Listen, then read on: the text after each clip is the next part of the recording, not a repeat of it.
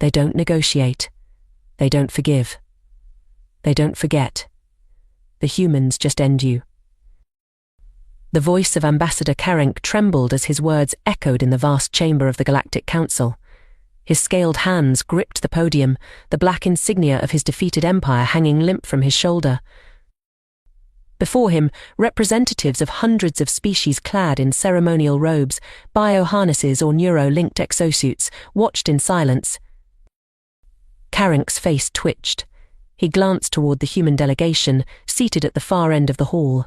3 men in simple grey uniforms. They had no banners, no crests, just the small insignia of Earth on their collars. They came to us under a flag of truce, Karenk began, promised talks of peace. And when our council convened to meet them, our leaders unarmed, our cities open, do you know what they did? The council chamber buzzed with unease, murmurs rippling through the rows of alien delegates. They bombed our capital from orbit, Karenk spat, his tone rising. 8 million lives turned to ash before we could raise shields. 8 million. For what? A single human freighter destroyed in a border skirmish. A mere misunderstanding. One of the human delegates, the oldest among them, leaned forward. His face, lined and weathered, betrayed no emotion. Karenk flinched under the man's gaze. They call it proportional, Karenk hissed, his scales rippling with agitation. Proportional. They slaughtered millions for dozens of their own. What kind of species responds with such precision? The human spoke. Karenk froze, his anger choking him. The room fell deathly quiet. The man stood, his movements deliberate, his steps echoing as he approached the central podium. He placed a hand on it, his eyes scanning the assembly. Ambassador Karenk has done an admirable job of summarizing our doctrine, the human said. Allow me to clarify further. Karenk snarled, stepping back. Clarify?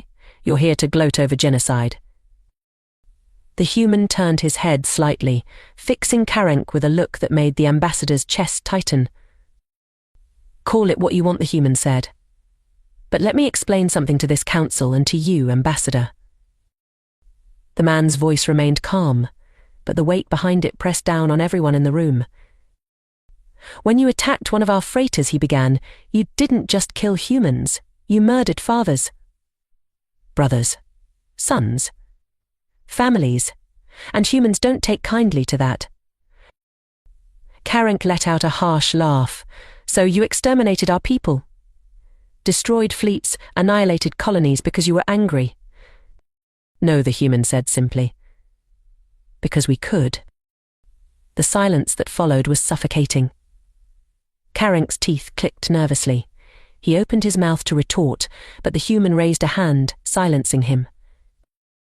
You see, the human continued. Our history is written in blood.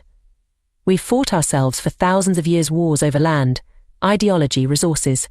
Do you know what that does to a species? The council watched, some in horror, others in fascination, as the human gestured toward the starscape displayed on the chamber's ceiling. It makes you efficient, he said. When survival is your only goal, mercy becomes a luxury. So when you killed our people, you didn't just declare war on a nation. You woke a species bred for conflict. And we don't stop until the threat is gone. Karenk's claws dug into the podium. You're monsters, he whispered. The human smiled faintly. We're survivors, and when you come after us, we make sure you don't get another chance.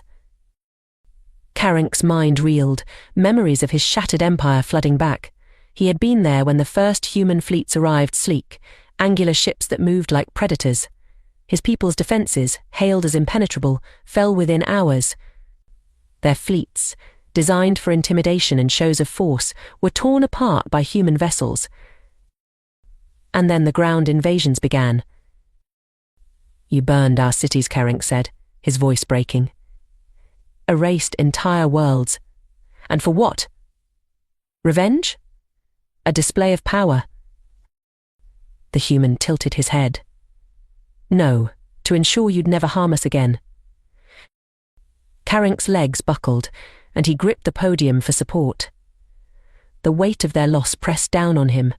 His empire, once a beacon of strength in the galaxy, reduced to scattered survivors and ruined worlds. "You call yourselves civilized," Karenk said, "but there's nothing civil about what you've done. You don't just fight wars, you end civilizations." The human regarded him for a long moment. "You're right," he said. "There's nothing civil about us. But you're still here, Ambassador. Your people still exist, what's left of them. If we were the monsters you claim, you wouldn't be standing there." Karenk felt a flicker of anger. "You're trying to justify genocide with mercy." The human leaned closer. "No, Ambassador. I'm explaining survival." Karenk's vision blurred with rage. His lips quivered as he struggled to find words. Before he could speak, the human turned back to the council. "To the rest of you," he said, "let this serve as a warning. We don't seek conflict, but we won't shy away from it. Harm our people, and you'll pay the price." The human glanced at his fellow delegates, who nodded in unison. He stepped back. Karenk stared at the human delegation, his chest heaving. The room swam around him. He had come here to plead his case, to rally support against Earth's barbarity. But as he stood there, he realized the truth. The humans didn't need allies. They didn't need justification. They had already won. Karenk's clawed feet clicked against the cold alloy floor as he left the podium, his mind racing. The humans had not come to debate, they had come to warn. The council chamber, once a sanctuary of negotiation, now felt suffocating. He could feel the stares of other ambassadors drilling into his back, some pitying, others silently calculating their own positions after this brutal revelation. But the humans weren't finished. As Karenk retreated to his seat, another human rose. He was younger, broader, with sharp features and the faintest trace of a scar cutting across his cheek. His movements were deliberate as he stepped to the central podium, hands resting lightly on its edge. "I'm Captain Vance," he began, "commanding officer of the Hyperion. I was there when this all started." Karenk flinched. That name, Hyperion, it was etched into the annals of his people's despair. The flagship of humanity's Fourth Fleet, the ship that had led the orbital bombardment of Karenk's homeworld, Takra. "I was there when your fleet ambushed our freighter convoy," Vance said, his eyes locking on Karenk. "It wasn't a skirmish, it was an execution." Karenk bristled, but he held his tongue. "They didn't just destroy the ships," Vance continued, "they broadcasted it. Sent us the footage of our own people burning in vacuum. Your fleet commander even sent a message, this is what happens when humans overstep." A ripple of unease spread through the council. Karenk's scales tightened involuntarily. That had been Admiral Varen's idea, a calculated move to cow the humans, to show them the futility of resistance. It was meant to break their morale. Instead, it had unleashed something far worse. "We received that message," Vance said, "and we answered." Karenk's claws dug into his seat. He remembered the hours that followed the initial strike, the sudden and overwhelming retaliation. Human ships had materialized from hyperspace in coordinated waves, bypassing perimeter defenses like they weren't even there. It wasn't a counterattack. It was a slaughter. "You killed the crews of 6 freighters," Vance said. 6 civilian ships. "Do you know who was aboard those freighters?" Karenk didn't respond, his gaze fixed on the floor. "Farmers," Vance said. "Miners, engineers, families. You didn't attack soldiers, you attacked the people who feed soldiers, and in doing so you made a fatal mistake." Karenk's teeth clicked nervously. "We underestimated your response," he admitted. "No," Vance said, leaning forward, "you underestimated us." The silence in the chamber was oppressive. Vance straightened. "You thought humans were like you," he said. "That we'd negotiate. That we'd play by your rules. But we don't. When you target civilians, you're not just fighting a government. You're fighting all of us." Karenk looked up, meeting Vance's gaze. For a moment he thought he saw something there, something raw, something terrifying. It wasn't about the freighters, Carink said, his voice shaky. It was about sending a message. A display of strength to deter future encroachments. Vance tilted his head. And how did that work out for you? Carink felt a surge of anger. You annihilated my people, he snapped. Entire worlds wiped from existence. Is that your idea of proportionality? Vance's lips twitched in what might have been a smirk. We don't believe in proportionality. We believe in ending threats. Permanently. Carink's breath caught. The words were delivered without malice, without emotion. Just a simple statement of fact. Your empire isn't the first to test you, as Vance continued, addressing the council now, and it won't be the last. But let me make this clear: when you come for us, you don't get to dictate the terms of your survival. Carink rose to his feet, his anger boiling over. You call yourselves protectors, but you're nothing more than predators. You didn't just defeat us, you hunted us. Vance's eyes narrowed. We protected our people. You attacked them. Everything else is just consequences. Carink's voice faltered, his rage deflating under the weight of those words. He had seen the reports, heard the screams over comms as human soldiers stormed through Takran cities. They didn't take prisoners, they didn't negotiate. They simply ended resistance. But what haunted him most wasn't their brutality. It was their efficiency. They don't waste anything, Admiral Varren had said in his final transmission, his voice trembling as human ships breached his flagship's shields. They fight like they've done this 1,000 times before. Like they've already won. Carink had watched as the Admiral's transmission dissolved into static, his flagship, the pride of the Takran fleet, gone in a flash of light. You wiped out our navy, Carink said, destroyed our colonies, left us with nothing, and now you sit here, lecturing us about survival. Vance stepped back, folding his arms. You still don't get it, do you? Carink glared at him, his face twitching. This isn't about survival, Vance said. It's about deterrence. We don't fight wars to win. We fight wars to make sure they don't happen again. The chamber buzzed with hushed whispers. Vance turned to address the council directly. Some of you think we're too dangerous, he said. That our methods are extreme. You're not wrong. But ask yourselves this: would you rather have us as allies or enemies? The room fell silent again. Carink's claws clenched the edge of his seat. He wanted to argue, to shout them down, but he couldn't. The humans weren't just stronger, they were smarter. Faster, and they fought like nothing else in the galaxy. Mark my words, Vance said. This wasn't about conquest. We don't want your territory, your resources, or your subjugation. All we want is to be left alone, but if you cross us... He glanced at Carink. You won't get a second chance. Carink's scales shivered involuntarily. He had come to this council hoping to rally support against humanity, to expose their atrocities. But now, sitting in the shadow, he realized something terrible. The humans didn't just win wars. They ended them. Carink sat motionless in his seat, his claws trembling against the smooth alloy armrests. The humans had taken their positions once more, their silence as unnerving as their words. The Galactic Council chamber remained subdued, the usual hum of quiet debate replaced with a suffocating tension. No one dared speak. Carink's mind raced. He had underestimated them, not just their capacity for destruction, but the methodical way they had dismantled his empire. Every attack, every strike had been calculated to cripple. The humans didn't fight wars for glory. They fought to finish. His lips quivered as he turned to address the council. He had one last chance to sway them, to rally the other species against this existential threat. Councillors, he began, you've heard their words. You've seen their actions. This is not a species that seeks peace. They thrive on annihilation. A murmur rippled through the chamber. Carink pressed on, his tone desperate. They talk of survival, but what they truly crave is dominance. Look at what they've done to my people. Our fleets were decimated, our worlds rendered uninhabitable. They didn't just destroy our defenses, they targeted food supplies, communication hubs, medical centers.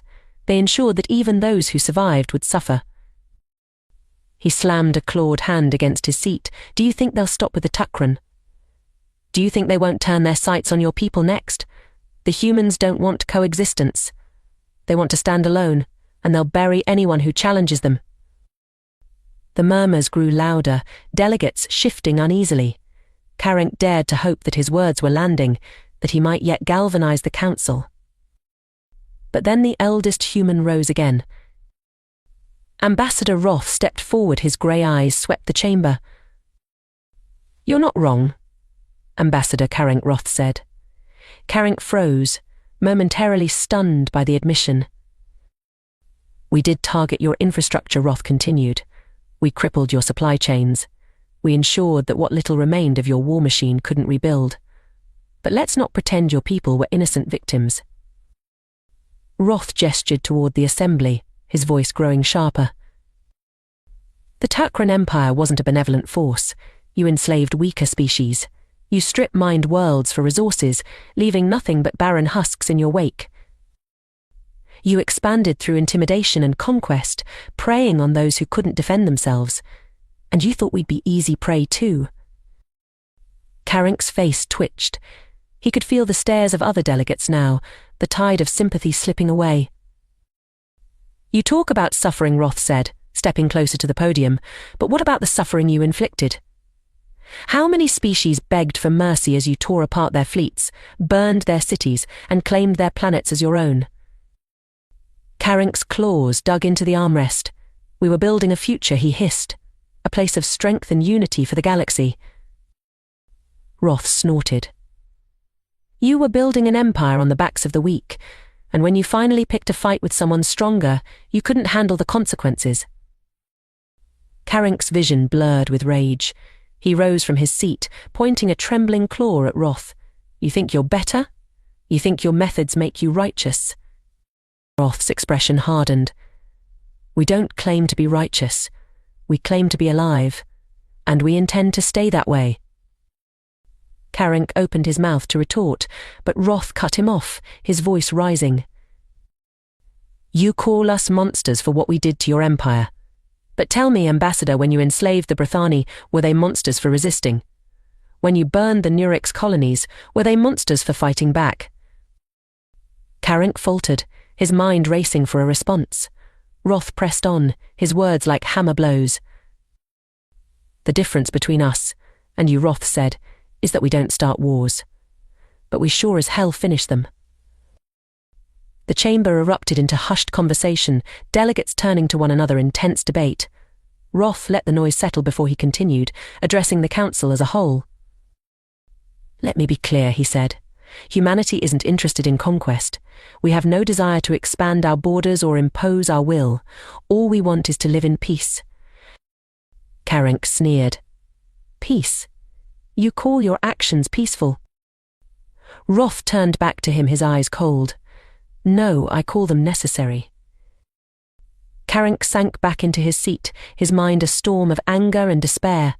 He had come here to expose the humans, to rally the galaxy against their barbarity. But instead, they had turned his own words against him, exposing the hypocrisy of his empire's actions.